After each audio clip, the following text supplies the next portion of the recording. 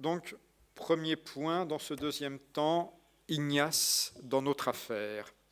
Ignace, en fait, je voudrais vous partager quelques fruits de lecture. Mais oui, c'est censé s'arrêter, j'espère.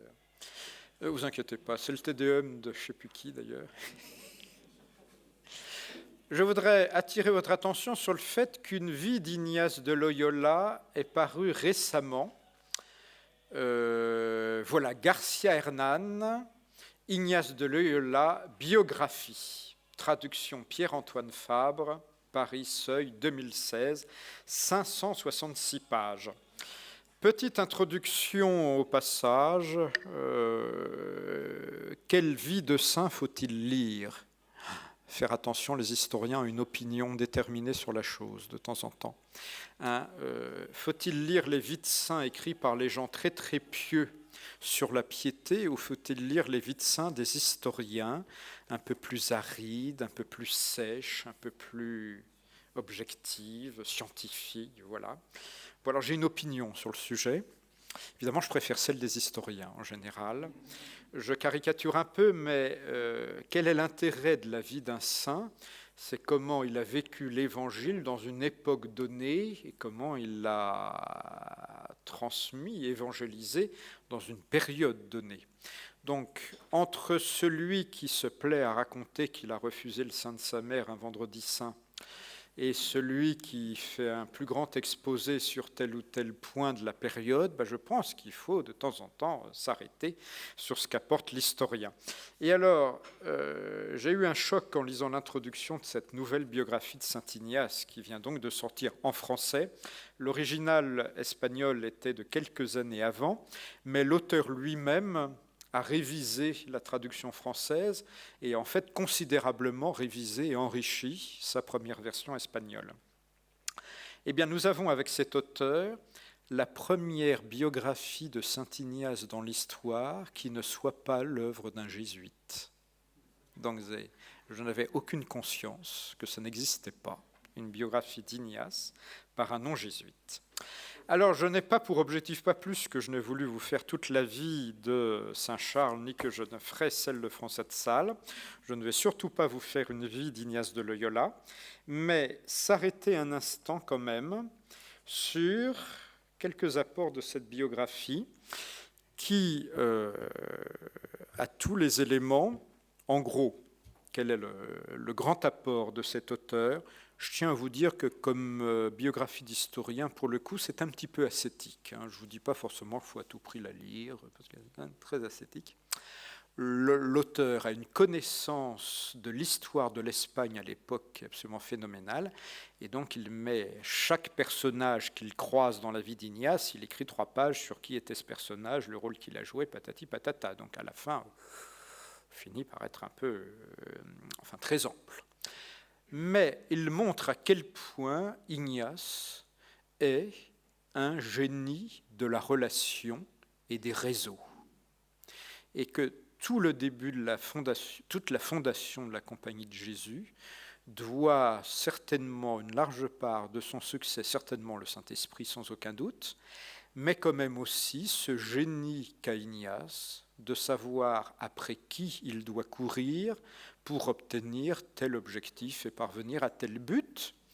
Et chose aussi souvent minimisée par les premières biographies d'Ignace, à quel point c'est un homme qui est un page à la cour de je ne sais plus quelle duchesse, bref, c'est un homme qui grandit dans la cour d'Espagne et qui connaît toute l'Espagne de son époque par ce biais-là, qui mène donc d'abord sa vie, comme vous le savez, de bon chevalier, qui a un certain nombre de biens familiaux et toute une famille, tout un réseau familial. L'auteur dévoile même qu'à son avis, alors c'est peut-être une hypothèse de travail qu'il majeure un peu, mais va y avoir quand Ignace se lance dans la vie religieuse et commence à être le grand pèlerin que nous connaissons ensuite, il y a de telles donations faites à une brave Espagnole qu'il suppute même quelques enfants. Voilà, de la première période de la vie d'Ignace. Bon, mais après tout, voilà. C'est avant la conversion. Voilà. Bon. Mais il y a de très amples donations d'Ignace au moment où il quitte tout, quand même, à quelqu'un en particulier, et ça finit par être un peu louche. Bon. De situer également, dans cette vie d'Ignace, au cœur donc de ces réseaux de relations dès le départ, situer aussi à quel point, ça c'est quand même une chose, même si les vies précédentes d'Ignace en parlaient, cet homme a été poursuivi par l'Inquisition toute sa vie jusqu'à Rome.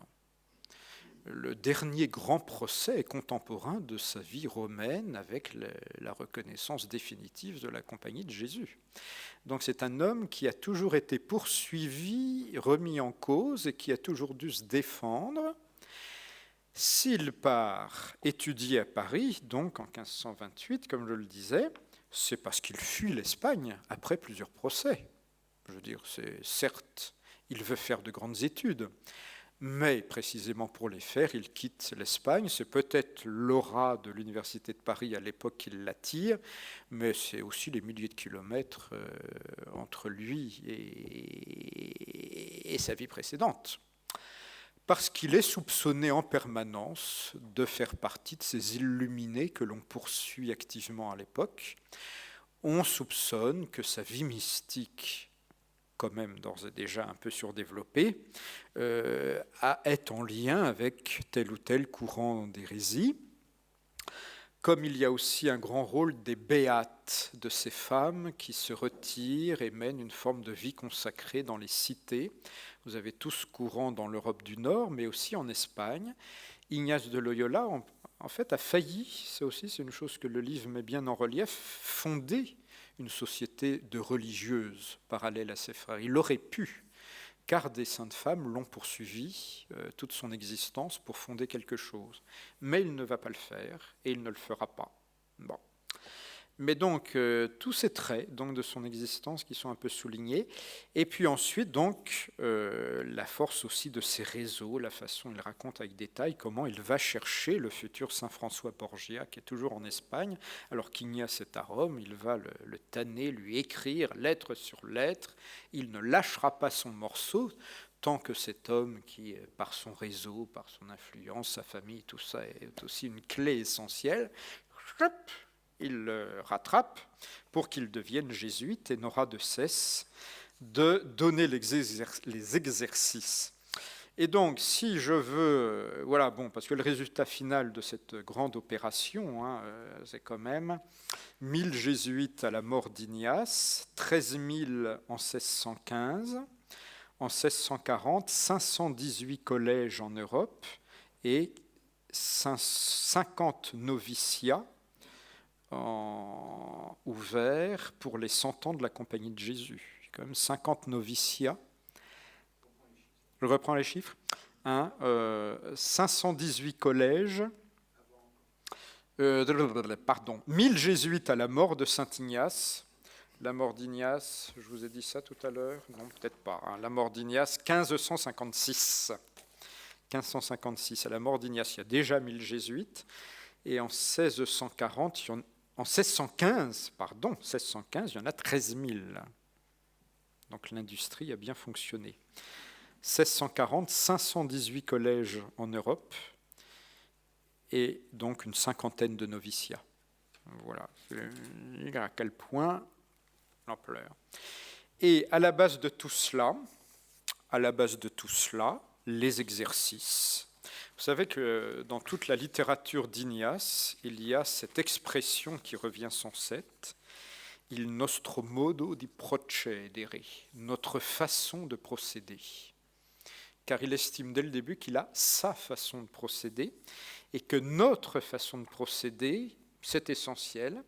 Il est assez impressionnant lorsque l'on parcourt sa correspondance, ses lettres, de voir à quel point il répète sans cesse à tous ses correspondants: bon, ta dernière lettre, c'est bien, mais attention, tu dois un peu plus respecter le protocole de l'écriture des lettres.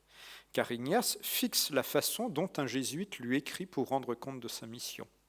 Puisqu'il doit y avoir 2 courriers, la lettre officielle et publiable et la lettre personnelle. C'est-à-dire, on rend compte de la mission du jésuite d'une façon telle qu'on puisse le faire valoir.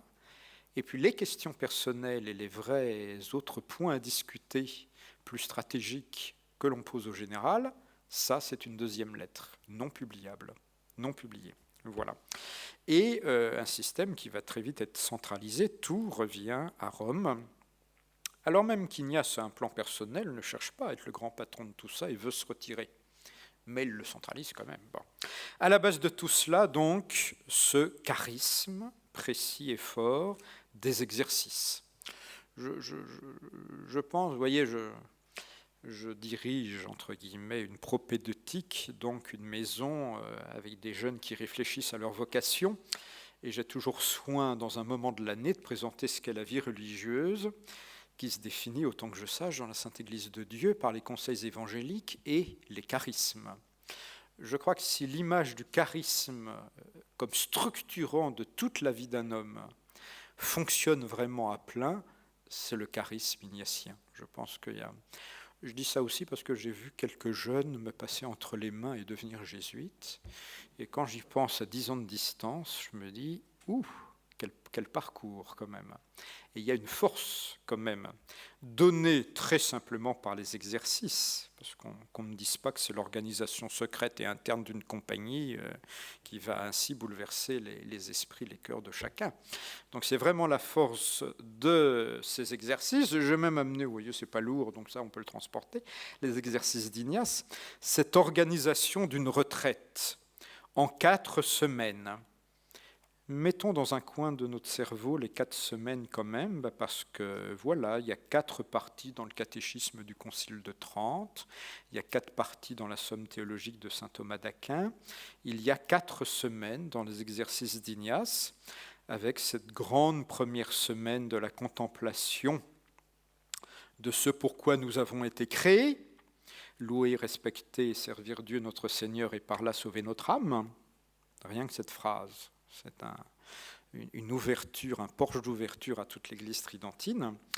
Et méditer cela et se convertir en méditant un peu sur notre péché, l'enfer, le paradis, c'est un peu mieux, et ainsi de suite. Donc cette première grande semaine de la conversion et de la purification personnelle, la deuxième grande semaine de la contemplation du Christ et du choix de le servir, et de ce que l'on peut au passage appeler une élection, et la confirmation de tout cela dans les 3e et 4e semaines pour continuer à accompagner cette vie du Christ qui a déjà commencé auparavant à être méditée, bien sûr, mais la compagnie de Jésus, au sens fort du terme, la contemplation des mystères de la vie du Christ, pour aboutir à la contemplation de la passion et de la résurrection. Voilà. La précision des annotations, la force de la densité du texte, voilà, on l'a plus ou moins chacun vécu en écoutant un jésuite prêcher une retraite ou en faisant soi-même les exercices petits ou grands. Mais voilà, vous allez avoir là la force. Véritablement, j'insiste un peu là-dessus 5 minutes parce que je crois que bien des traits de cette Église tridentine, y compris de ceux que l'on attribue ensuite à des écoles spirituelles dont tout le monde est persuadé qu'elles sont anti-ignatiennes et contraires.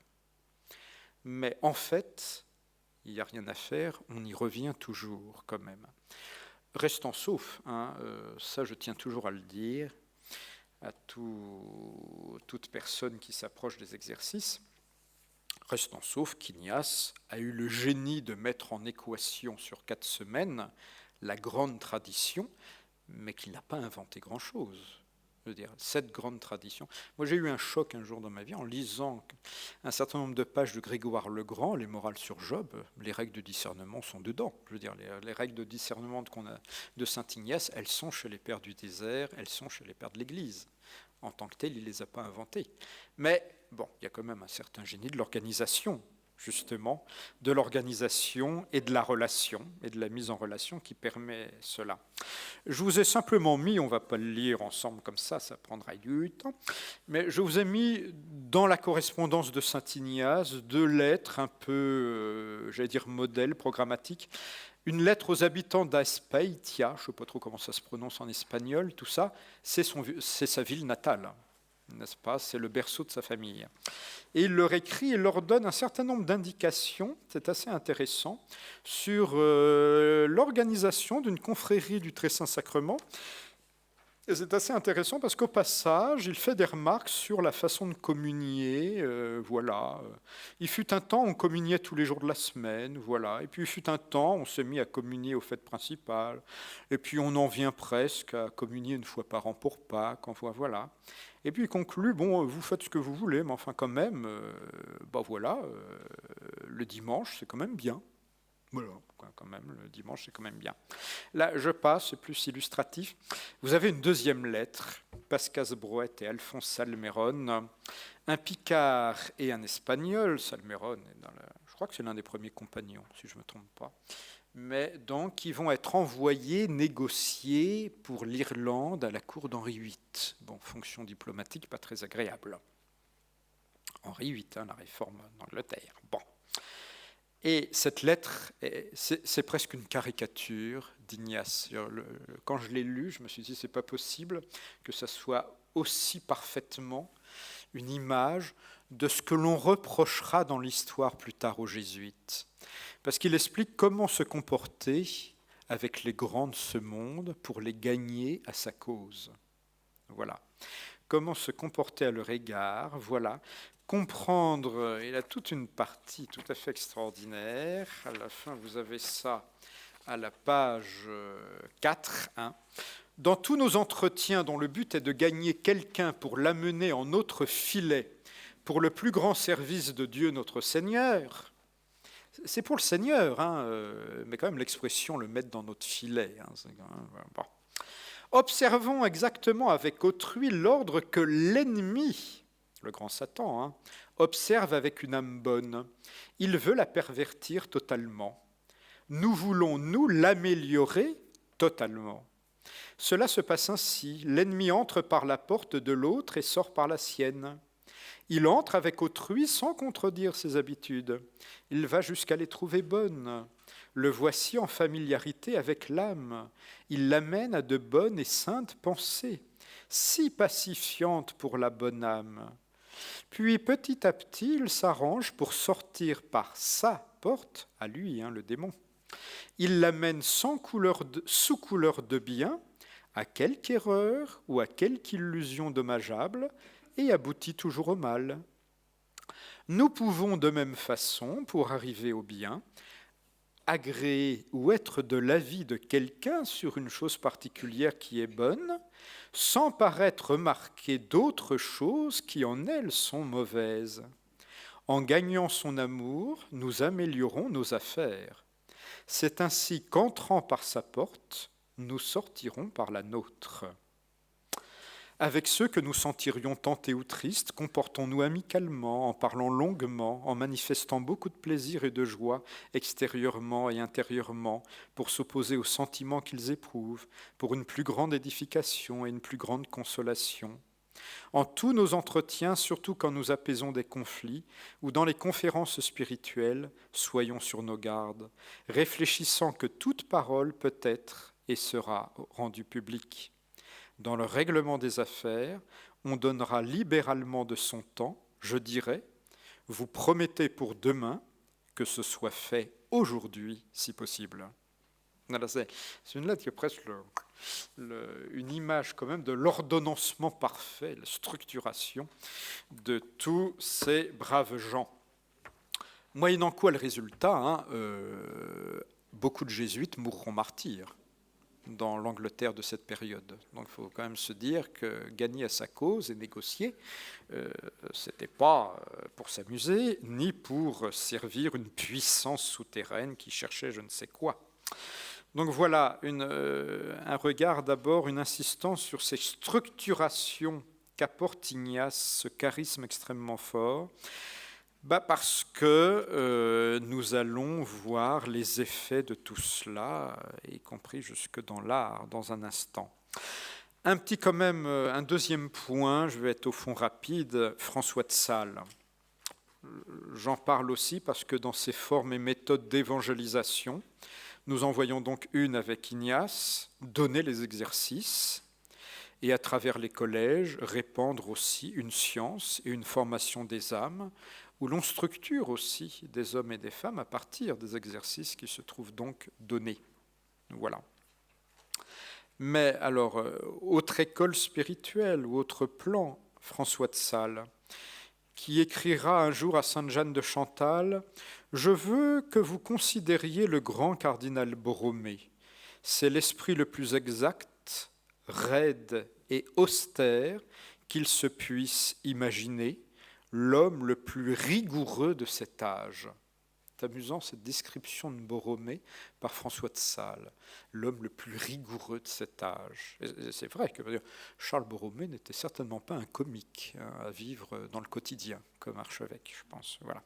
Il faisait des inspections, voilà. Bon. Donc François de Sales est un borroméen, plus par raison, disent certains de ses biographes, que par cœur. Parce que pour le cœur, c'est vrai que François a un autre style qu'Ignace ou que Borromée, qu'il va avoir des images, qu'il va avoir une plume beaucoup plus alerte, qu'il va quand même oser tenter une invention d'une nouvelle vie consacrée féminine qui ne marchera pas. Il va lancer la Visitation, mais en fait on changera immédiatement les règles de la Visitation, car François de Sales avait voulu des femmes consacrées dans le monde, non cloîtrées. Alors on se dépêchera de les cloîtrer, parce que c'est quand même trop dangereux au début. Après, la Visitation revisitera ses propres règles. Mais voilà. Bien, je ne vais pas vous faire tout le topo sur le fait qu'il est évêque d'un diocèse de Genève auquel il ne peut pas, bien sûr, mettre les pieds, et que donc il se débrouille comme il peut dans toutes ces montagnes des Alpes, faisant les rapports à Rome, ce qui est très intéressant. Un homme qui n'a pas hésité à controverser avec les réformés, et nous avons de lui un certain nombre d'écrits. Ce n'est pas les écrits les plus connus ou répandus, mais il va controverser avec un certain nombre de réformés, utilisant Thomas d'Aquin, utilisant sa connaissance de l'écriture, répondant avec une mesure et une prudence qui ne sont pas tout à fait le reflet quand même des grandes controverses de l'époque, car il faut dire ce qui est, je reviendrai là-dessus plus tard, mais nous avons eu dans un premier temps quand même un art de la controverse avec les réformés en France d'une certaine âpreté, voire violence. Enfin, je veux dire, on mettait au point des méthodes pour se bagarrer en bonne et due forme sur les estrades. Soit on trouvait un réformé qui acceptait de venir discuter, soit un bon catholique faisait le réformé pour que les gens qui écoutaient le dialogue puissent se convaincre que nous avions raison et pour répéter les arguments plus tard devant un réformé qu'ils rencontreraient. Donc voilà.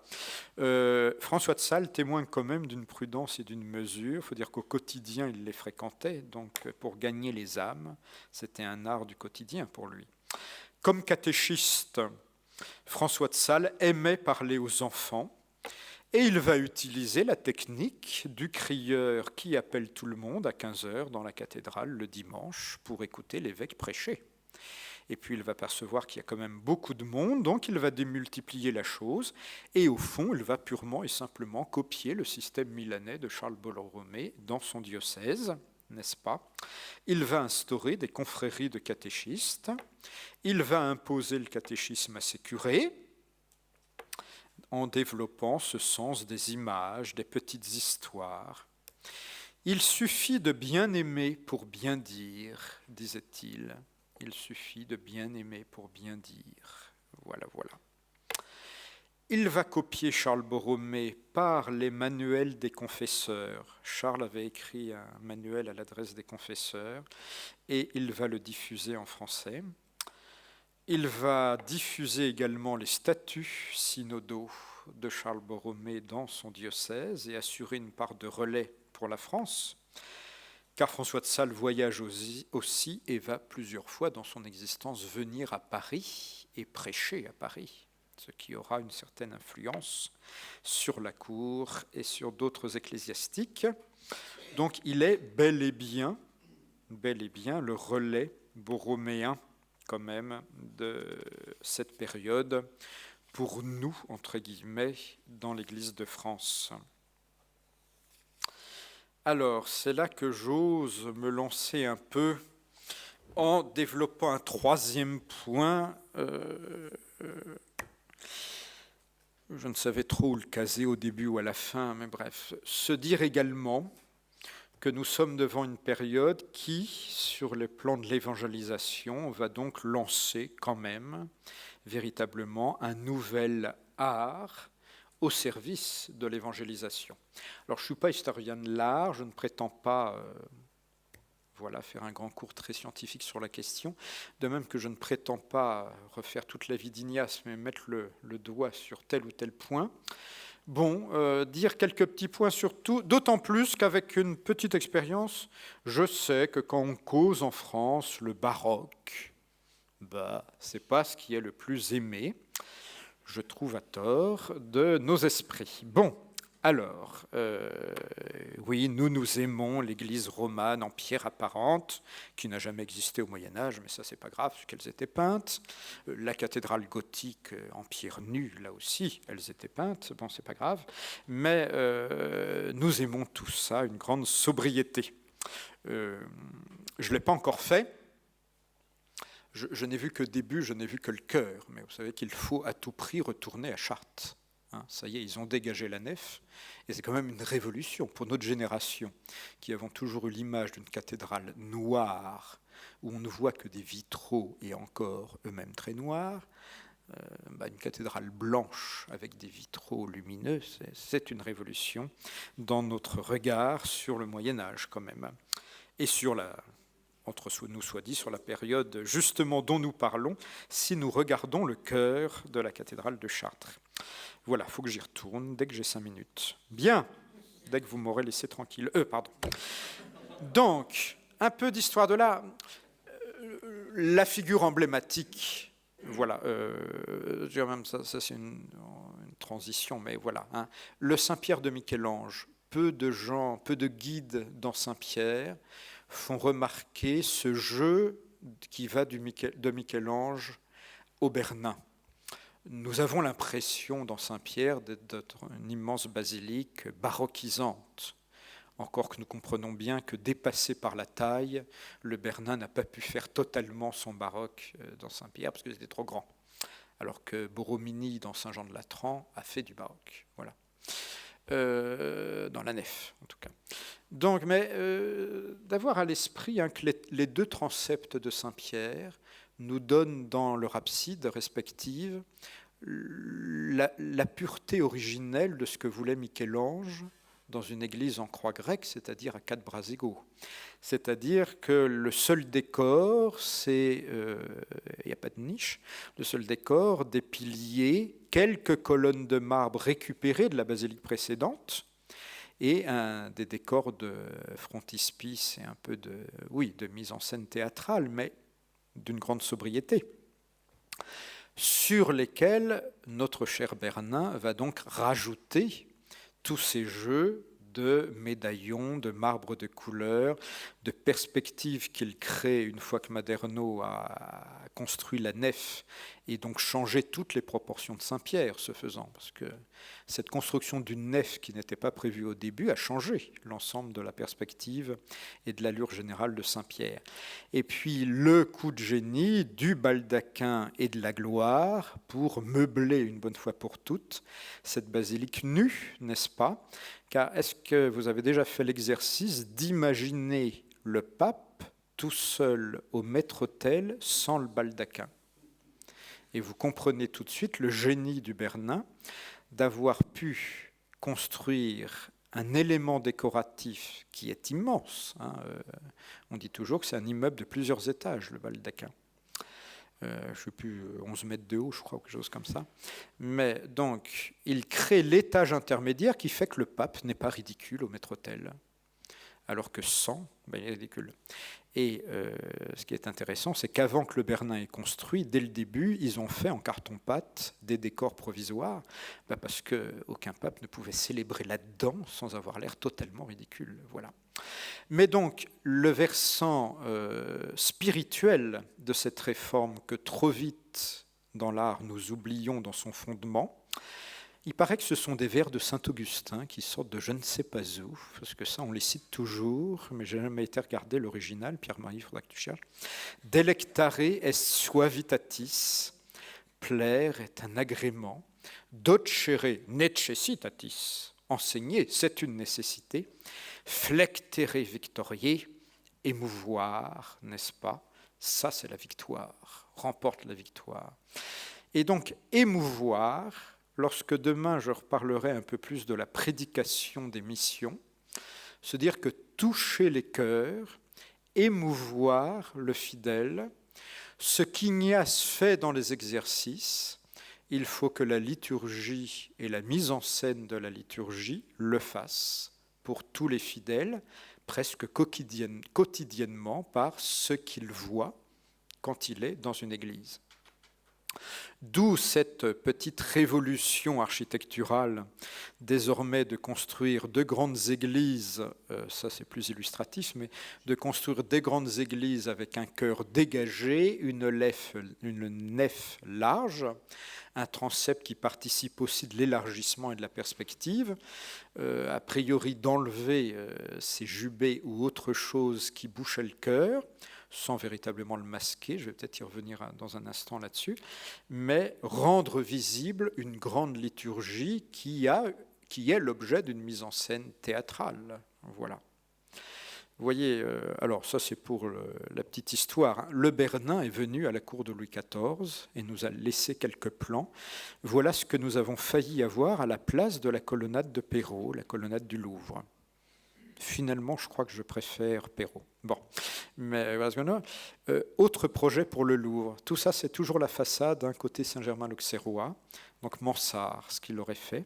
Et de fait, on comprend ce qu'est le classicisme à la fin. Petit exercice tout ignatien, je voulais nous arrêter sur une église que vous ne risquez pas de visiter, puisqu'elle n'existe plus. Saint-François-Xavier, pourquoi y a-t-il apparu une paroisse Saint-François-Xavier des missions étrangères, n'est-ce pas? Eh bien parce que la première église, il y avait dans le quartier le noviciat de la Compagnie de Jésus lorsqu'il a été fondé à Paris. Donc cette église Saint-François-Xavier, 1630-42 pour sa construction. Et après, il y aura les missions étrangères. Et quand on recherchera au XIXe siècle à bâtir une nouvelle église dans ce quartier, eh bien, on l'appellera Saint-François-Xavier dans le souvenir de l'histoire missionnaire de ce quartier. Donc, ce qui n'a pas changé, vous voyez là-haut sur le plan de Turgot, le palais du Luxembourg et le jardin du Luxembourg. Donc, nous serions aujourd'hui rue Bonaparte, un peu derrière la Procure, si vous connaissez la Procure, n'est-ce pas? Donc, une église jésuite parfaite, belle façade, et à l'intérieur, une large nef et un grand chœur. Et voici donc, nous pouvons reconstituer les 3 grands tableaux d'autel que voyait un fidèle lorsqu'il entrait dans cette église, donc que voyaient les novices de la Compagnie de Jésus tous les jours dans leurs prières. Au centre, le trabeau central du maître-autel et de chaque côté, les 2 transepts, les 2 tableaux des transepts. Au centre donc de Nicolas Poussin, la résurrection de Kangaxima, donc miracle de saint François-Xavier, n'en cherchez pas la trace dans sa correspondance, il ne s'en est jamais vanté, mais donc arrivant quelque part dans une concession, je ne sais plus où, je crois que c'est au Japon, dans son arrivée au Japon, il ressuscite une jeune fille, je crois, ou jeune garçon, je ne sais plus trop, une jeune fille, je crois, il ressuscite. Et nous voyons donc le saint qui prie, et au sommet, ce n'est pas le Père éternel, c'est bien notre Seigneur Jésus-Christ. Si on regarde de très près le vrai tableau, il y a les stigmates dans les mains et aux côtés du Seigneur. Donc un Christ glorieux, même s'il porte bien sûr les stigmates, dans cette figure d'intercession de saint François-Xavier qui est capable de ressusciter un mort, comme tous les grands personnages de l'Écriture sainte. Voilà. Méditation centrale, vous voulez être jésuite, messieurs, ben voilà, vous allez ressusciter des morts à l'autre bout du monde. Transept droit, Jacques Stella, le recouvrement de Jésus au temple, n'est-ce pas, la scène du recouvrement. Un Jésus qui lève le doigt vers la gloire, les 2 anges au sommet, mais il n'y a pas plus que les anges, dans un décor de temple, d'église de l'époque d'ailleurs, Marie et Joseph qui sont là à essayer de comprendre, Jésus qui leur fait la leçon. Qu'est-ce qui est intéressant? de relever quand même au passage que, comme par hasard, le recouvrement au temple, c'est la scène évangélique centrale de la semaine de l'élection dans les exercices de Saint Ignace. Or, nous sommes dans l'église des novices de la Compagnie de Jésus. Donc la scène n'est absolument pas choisie au hasard. Voilà. Et en face, nous n'avons plus le tableau de Simon Vouet, mais nous en avons la gravure. Marie prenant la Compagnie de Jésus sous sa protection, donc les premiers jésuites, dans le manteau de la Vierge Marie, pour l'autel de la Vierge. Donc voilà, je vous fais visiter une église qui n'existe plus et que vous ne verrez pas, mais qui nous dit un peu quelque chose de cet art qui montre, qui veut toucher, qui veut émouvoir, qui veut forger l'âme de missionnaires, car c'est ainsi pour cela qu'on les forme, même si on dira très vite à certains d'entre eux à la sortie du noviciat, vos Indes sont ici, car l'expression va devenir une expression phare de toute notre période suivante. C'est un général jésuite qui a répondu un jour à un jésuite qui demandait, un père demandait à partir aux Indes, et il lui répond « Vos Indes sont ici ». Et vous allez avoir cette grande méditation, ben voilà, faut-il partir au bout du monde ou convertir ici tout le monde. Mais vous voyez que c'est le même chemin spirituel. Pour continuer, que font les Parisiens pendant ce temps-là ? Voici la nef de Notre-Dame au XVIIe siècle. Ce qui est intéressant dans ce tableau, c'est qu'on voit le jubé d'Anne d'Autriche, en couleur, si j'ose dire, et l'on voit également comment les mets sont accrochés dans la nef, c'est-à-dire ces tableaux représentant chacun une scène des Actes des Apôtres que les orfèvres de Paris offraient chaque année à Notre-Dame, en l'honneur de la Sainte Vierge, mais de toute façon c'était les scènes des Actes des Apôtres. Donc un certain nombre de ces mets existent toujours, soit au Louvre, soit à Notre-Dame, soit au Grand Musée d'Arras, c'est ça, la salle des mets du musée d'Arras. Entre nous soit dit, vous repérez les petits autels portatifs qui sont dans la nef de Notre-Dame. J'aime rappeler là aussi pour planter le décor que Notre-Dame de Paris avant la Révolution, c'est 51 chanoines et 153 chapelains. Donc il faut quand même grosso modo imaginer 200 messes quotidiennes. Ils ne célébraient pas tous forcément dans la cathédrale, mais le quotidien. Voilà. Le vœu de Louis XIII, 1638, le roi consacre son royaume au Christ en lui faisant l'hommage de son royaume qui subit tant de malheurs, guerre, hérésie protestante, famine et autres. Ne pas faire du vœu de Louis XIII uniquement une affaire de succession avec le petit Louis XIV qui n'est pas encore né. Non, il y a d'autres problèmes pour le roi. D'ailleurs, il y a un problème de date autour de ce vœu, mais être conscient que très bizarrement et curieusement, Louis XIII, dans le vœu même, décide que c'est le mystère de l'Assomption de Marie qui se trouve honoré le 15 août qui en est le cœur, et que l'on représentera dans la cathédrale de Notre-Dame le Christ au pied de la croix sur les genoux de Marie. Donc, il y a dislocation du mystère et de la représentation. Mais ça va, de fait, nous donner toute une iconographie religieuse autour du vœu de Louis XIII à Notre-Dame aujourd'hui encore. Pour la petite histoire, ce à quoi nous avons échappé, les projets d'aménagement du chœur de Notre-Dame de Paris, ce que vous voyez là, c'est le transept. Heureusement qu'ils n'ont pas fait ça, parce que qu'est-ce qu'on aurait fait en 1965 après le Concile ? Voilà. Mais alors, vous notez d'abord dans l'un des projets la volonté d'imiter Saint-Pierre de Rome, dire faire une confession, là où il n'y a pas lieu de faire une confession à Notre-Dame, il n'y a pas de tombe de saint en dessous, voilà, mais de faire une confession à Notre-Dame avec un baldaquin. Et puis, autre projet, là, et puis tout en bas, Jules Hardouin-Mossard, ça c'est le maître-autel en carton-pâte qui a réellement existé pendant quelques années à la fin du règne de Louis XIV. Voilà, et le résultat final, Dans tout cela, on cherche à toucher encore une fois les âmes, à émouvoir, à donner un sens de la grandeur de la liturgie. Je dois accélérer, je passe sur les détails de toutes ces images, que si vous me lâchez sur Notre-Dame, là je risque, n'est-ce pas, au bout de 40 ans. Ça c'est un petit jeu, voilà. Le Jubé, sous le règne, enfin au XVIIIe siècle, tel que vous ne le verrez dans aucun livre d'histoire. Donc profitez bien de la science de Père Pelletier, parce que ça c'est la reconstitution authentique, alors que tout le monde recopie des dessins de Robert de Cotte, qui n'ont pas été ceux mis en œuvre, voilà, dans les livres d'histoire, parce que ces dessins-là que j'ai trafiqués pour les remonter sur place, ils ont la signature du cardinal de Noailles dans un angle du dessin.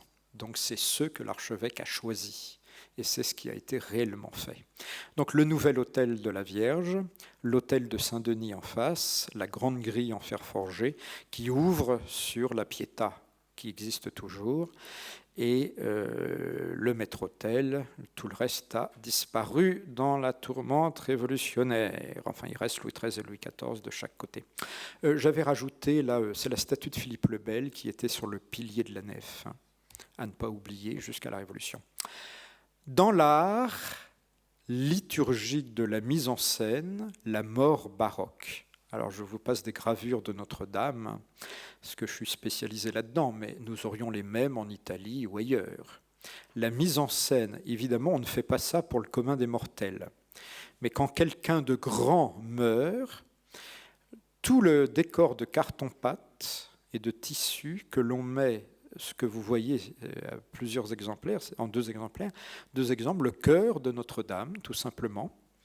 Il faut sans doute estimer qu'il démontait les stalles, parce que je ne vois pas comment ça peut tenir sinon.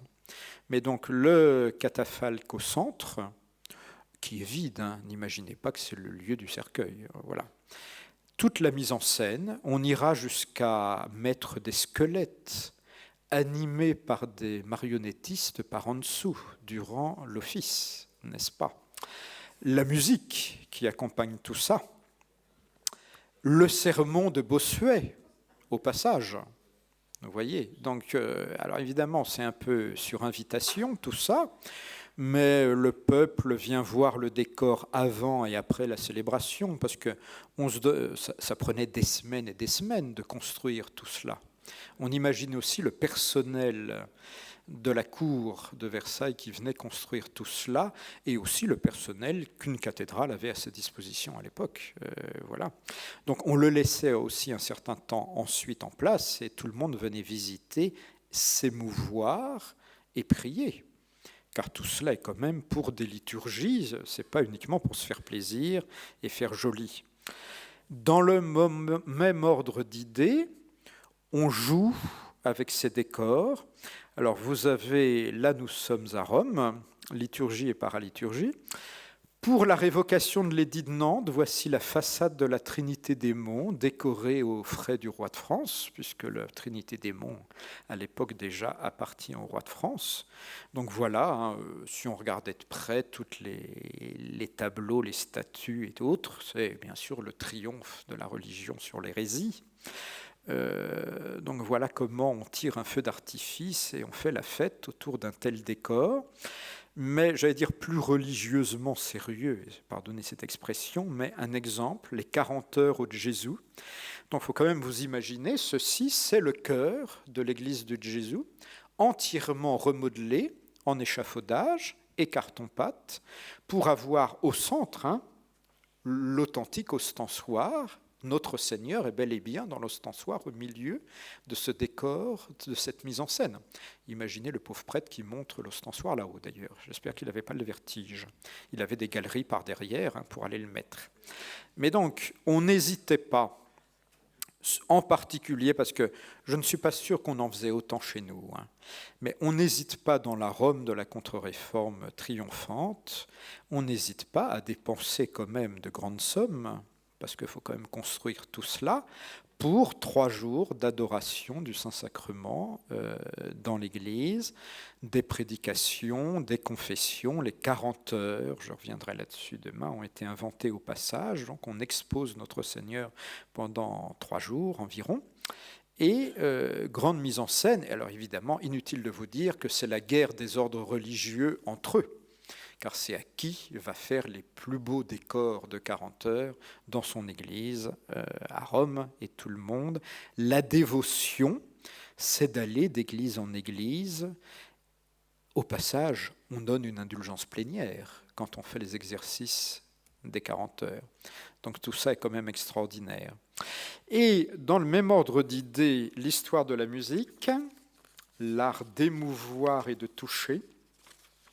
Alors je vous ai mis, c'est la dernière page, et je vais conclure ce petit passage-là.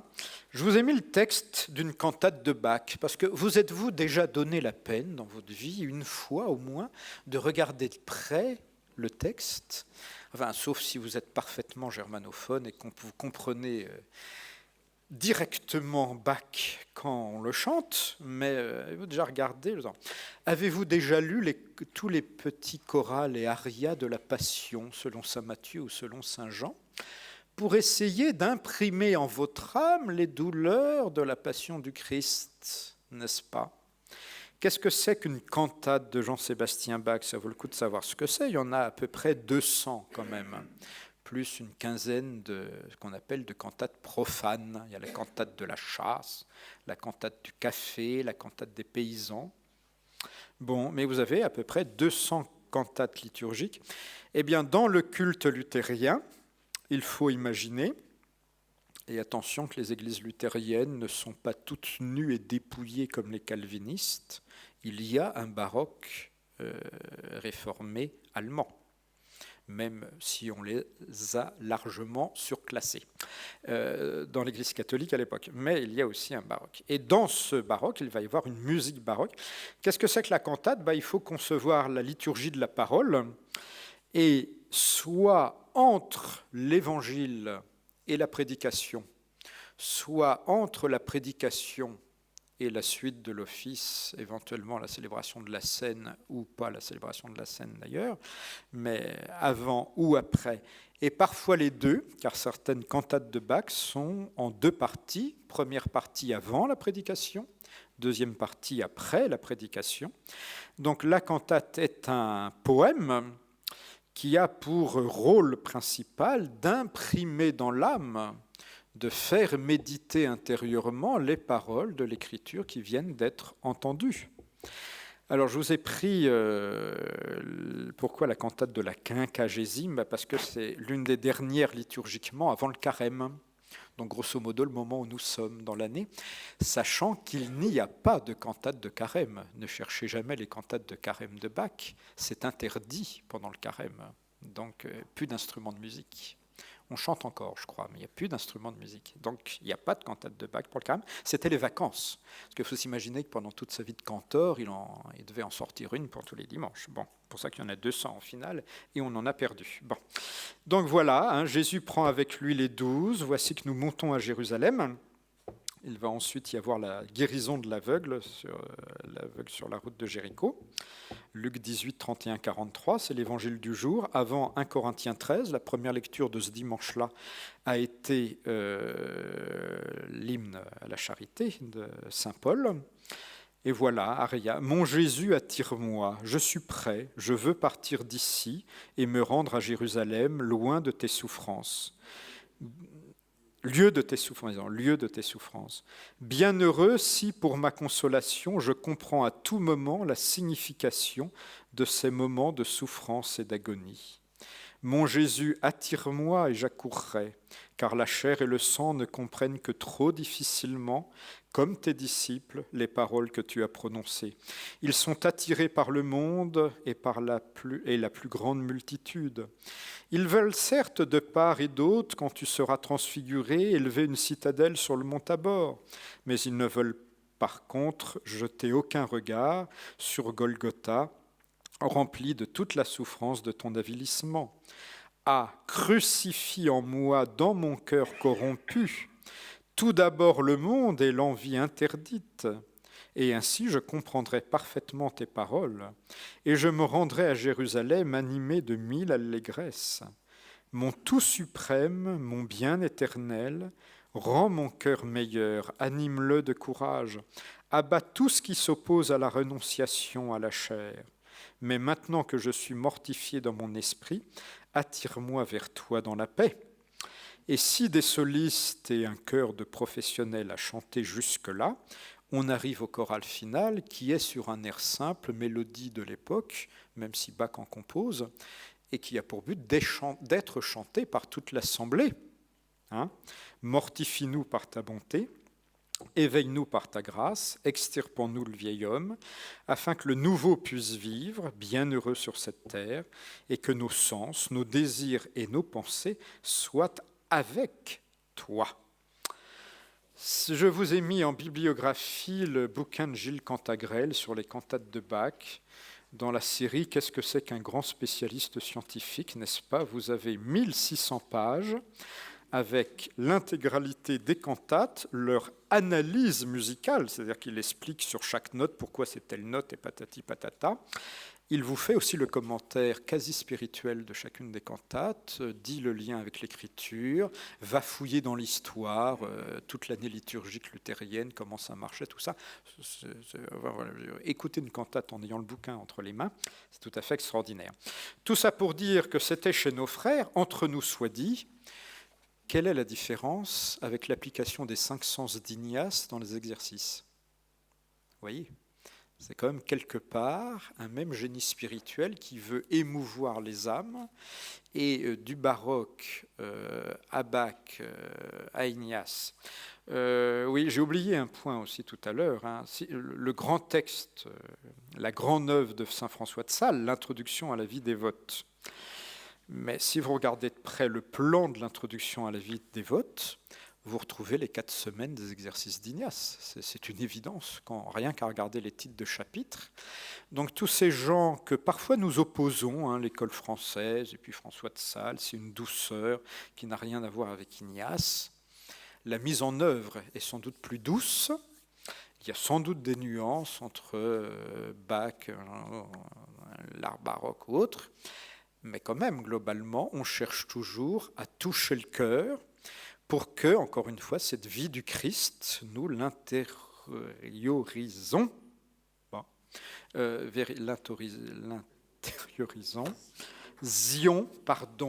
cette église du soir, de plus en plus parfaitement. Ne pas aller trop vite avec la musique, On s'est un peu battu dans la Sainte Église de Dieu après 30 pour savoir si on avait le droit de jouer de l'orgue tout seul.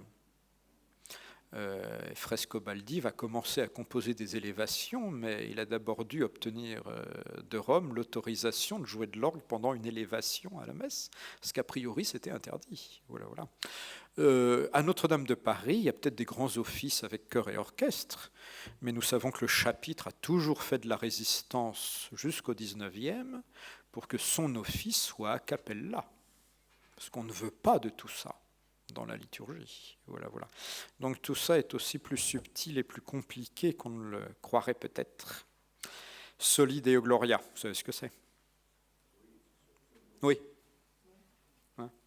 Bach écrivait ça sur toutes ses partitions. Voilà. C'était la signature, l'une des signatures. Voilà la seule gloire de Dieu.